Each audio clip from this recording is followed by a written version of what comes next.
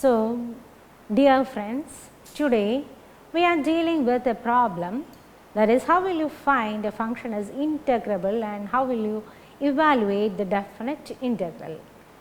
Problem number 13. Show that f of x is equal to x square. It is integrable on closed interval 0 1. Evaluate the integral. So, for the solution, let us divide this interval 0 1 into n equal subintervals with partitions of the form 0, 1 by n, 2 by n, etc., n minus 1 by n, comma 1. Define two step functions g and h as follows.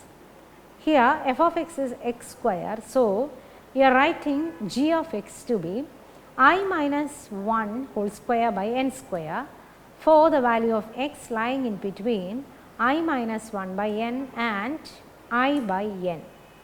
I equals 1, 2, 3, etc. up to n, and g of x equals 1 for x equals 1. Then you are finding another step function h x such that you are making use of the upper limit I by n the whole square, that is I square by n square for I minus 1 by n less than or equal to x less than I by n, and the value equals 1 for x equals 1, because the function is x square. So, when x equals 1 you will get h x is 1 and g x is 1.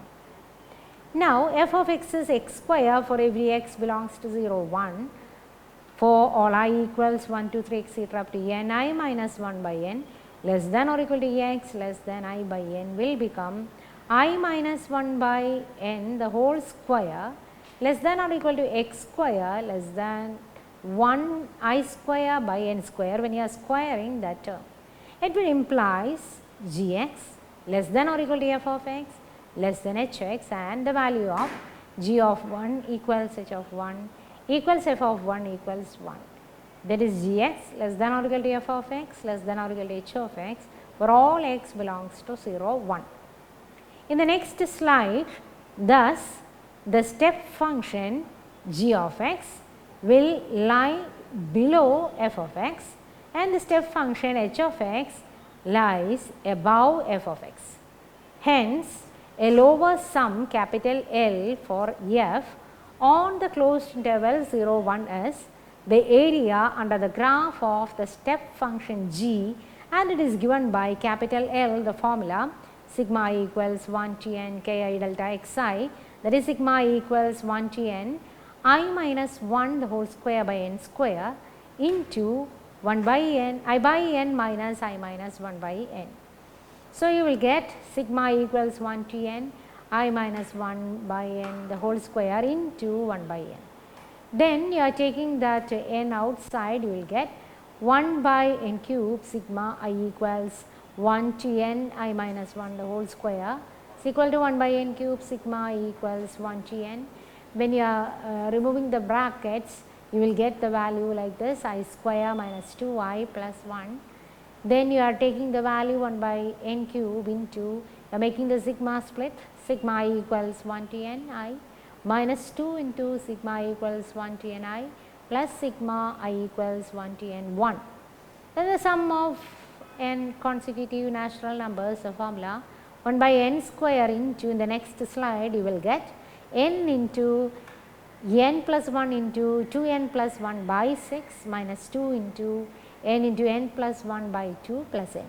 So, you will have 1 by n square into n plus 1 into 2n plus 1 by 6 minus of n into n plus 1, when you are cancelling the 2 then plus you are getting n you will get. So, you will get plus 1, then you are substituting, you will find the answer to be 1 by 3 minus you will get 1 by 2 n raised to 4 plus 1 by 6 n square. Similarly, you will find the upper sum, which is denoted by capital M for the function f on closed interval 0 1, and the area you are going to find under the graph with making use of the function h, the step function which you have defined, and it is given by capital M. In the next slide you can see it.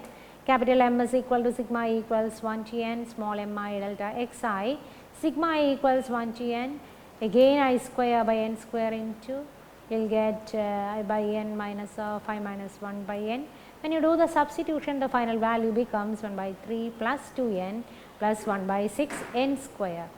So, you are getting two values, one for lower sum, another for upper sum. You are writing it as L less than or equal to 0, 1 to n, 0 to 1 f of x dx less than or equal to m, the two values for all values of n.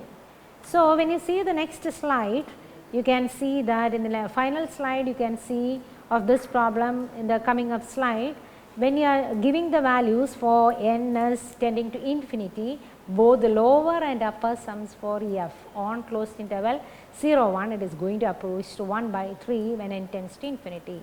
So, integral 0 to 1 f of x dx will become integral 0 to 1 x square dx. You know the answer, it is equal to 1 by 3. So, this is the method to cross check. We will first find the value for upper sum, lower sum. Finally, you can cross check and find just using the integration, you will get the final value, the value is 1 by 3. So, in this method, we can find different values by making use of definite integrals other than the method of just integrating and finding the limits. This is a new method which you have learned. So, I hope you have learned this way of doing things. Thank you.